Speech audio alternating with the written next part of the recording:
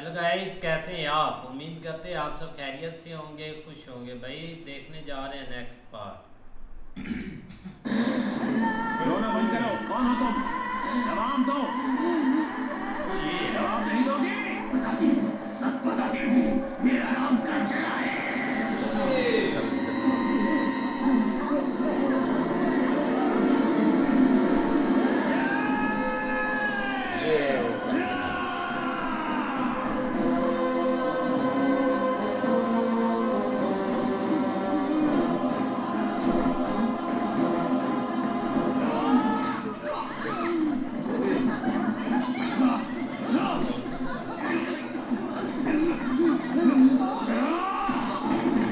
क्यों है? क्या छेड़खानी करता है? गीता, क्यों रे? जब ये रास्ते से गुजरती है तो इसे छेड़ता है, गंदे कमेंट पास करता है, कहता मेरे साथ सोने चलती है क्या? अब क्या हुआ? हमारी तरह होने के बावजूद ये पढ़ लिख कर डॉक्टर बनना चाहती है, समाज के लिए कुछ करना चाहती है। लेकिन तुम जैसे हवस की भेड़िए हम लोग को भी नहीं छोड़ते रहे। तेरे जैसे लोगों को जीने का कोई हक ही नहीं। अब नहीं बताती है क्या करती है। ऐसा मत करो माँ। ये ले रे। नहीं माँ, रुक जाओ माँ, रुक जाओ माँ। नहीं माँ, तू हट। आपको मेरी कसम से छोड़ दो माँ। अंजना, रुक जाओ। पत्थर नीचे फेंको। सुना नहीं तुमने? मैंने कहा पत्थर नीचे फेंको। इसे मारकर क्या जेल जाना है तुझे? पक्का जिंदगी में किसी का कहना नहीं माना, बस रहीम चाचा का ही कहना माना। माँ बाप ने मुझे घर से बाहर निकाल दिया था। तू कहीं जाके मर क्यों नहीं जाता कभी नहीं? तेरी वजह से बर्बाद हो गए। घड़ी पहनने को कहा तो चूड़ियां पहनता है, पैंट पहनने को कहा तो स्कर्ट पहनता है। सारी हरकतें लड़कियों जैसे करता है तू। तुझे पैदा करना मेरी सबसे बड़ी गलती है। निकल जा यहाँ से। बाबा, आप इस तरह से मुझे मत मारा करो। मैं खुद को बदलने की कोशिश करती हूँ, लेकिन मैं बदल नहीं पाती। इसमें मेरा कोई दोष नहीं है। ऊपर वाले ने मुझे बनाया ही ऐसा है। और बाबा, मैंने इंटरनेट पर भी पढ़ा था, ऐसी हरकतें हार्मोन्स की वजह से होती है। इसमें मेरा कोई दोष नहीं है बाबा, मुझे घर से मत निकालिए। जैसे ही पता चला कि मैं हिजड़ा हूँ, माँ बाप ने घर से बाहर निकाल दिया। उनको कैसे समझाती कि ऊपर वाले ने ही मुझे ऐसा बनाया। जब भूखी प्यासी सड़कों पर मारी मारी फिर रही थी, तब रहीम चाचा ने मुझे सहारा दिया। भूख लगी है क्या? वो ना ही मेरे परिवार वाले थे, ना ही मेरे रिश्तेदार, पर भूखे बच्चे की दिल की आवाज सुन ली। वो मुझे अपने घर ले गए। पापा। हाँ?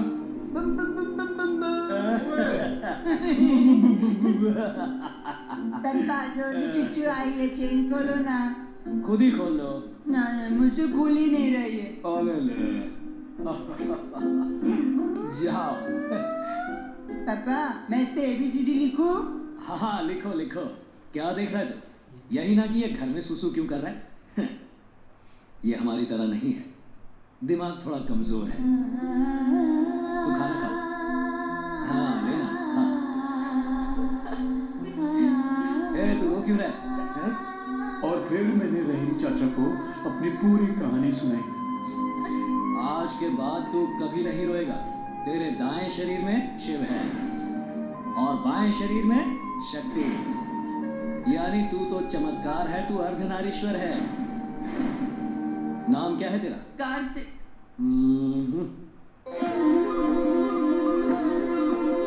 आज से तेरा नाम कार्तिक नहीं है, कंचना। कंचना। रहीम चाचा और उनका बेटा तो सोने चले गए, पर मैं पूरी रात जागकर हमारे खोखले समाज के बारे में सोच रही थी, जो हमारे जैसे लोगों को समाज में अपनाने से डरते हैं। ये सच है कि समाज हमसे इसलिए नफरत करता है क्योंकि हम भीख मांगते हैं और दूसरे बुरे काम करते हैं।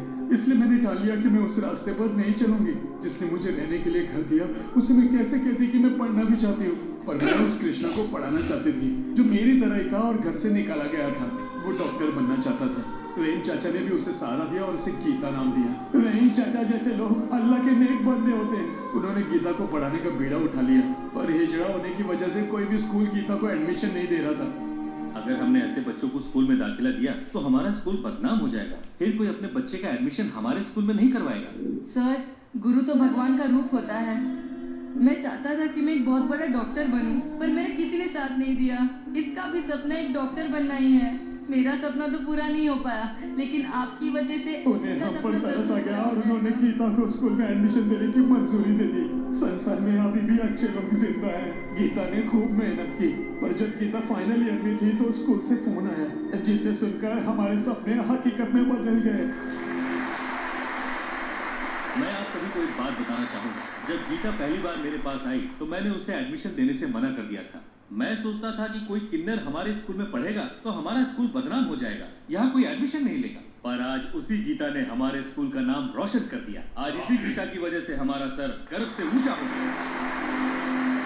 हिंदुस्तान के इतिहास में ये पहली बार हुआ है कि किसी किन्नर ने मेडिकल में टॉप किया है और स्कॉलरशिप पाई। आज हमारे स्कूल का नाम पूरी दुनिया में मशहूर हुआ है। इसकी वजह सिर्फ हमारी प्यारी गीता ही है। We all are proud of you, Gita. Give her a big hand. Gita की इस सफलता में सबसे बड़ा योगदान उसकी मां कंचना का है। अगर उन्होंने मुझे गीता के एडमिशन के लिए नहीं मनाया होता तो हम गीता जैसी होनहार स्टूडेंट को खो देते। आगे की मेडिकल शिक्षा के लिए हम गीता को विदेश भेजेंगे ताकि वो डॉक्टर बन सके। अब मैं गीता को स्टेज पे बुलाना चाहूंगा ताकि वो आपसे 2 शब्द कहे। आ जाओ Gita. Respected chief guest, my school principal and my teachers. आज मैं बहुत खुश हूँ। आज मेरा सपना साकार होने जा रहा है और इसकी वजह है सिर्फ मेरी माँ।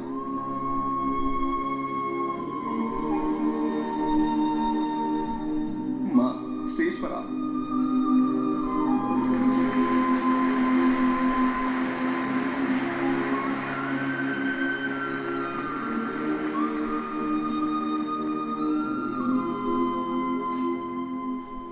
आप सबको नमस्कार।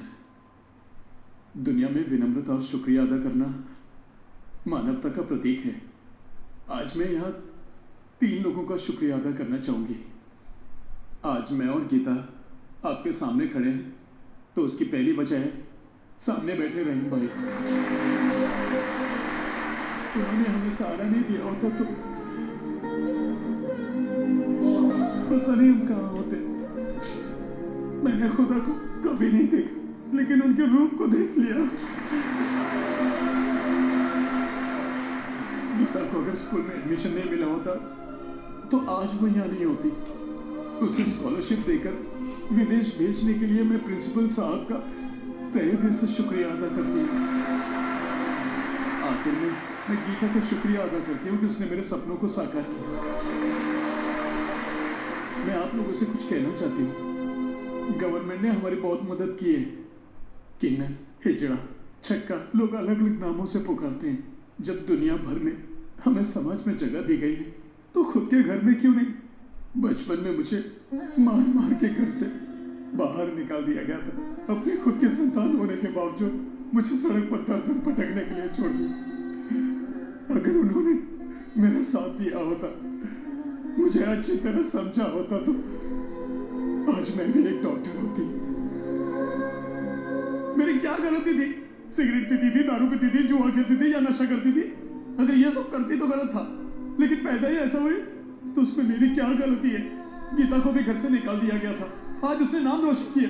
इतना ही नहीं, दुनिया में हमारे जैसे कितने लोग हैं जो किन्नर थे, फिर भी उन लोगों ने अपनी मेहनत और लगन से नाम कमाए। चाहे कोई भी फील्ड हो, डॉक्टर्स, इंजीनियर्स, सोशल वर्कर्स दुनिया में ऊंचे मकाम पर हैं। हम किन्नर किसी से कम नहीं हैं।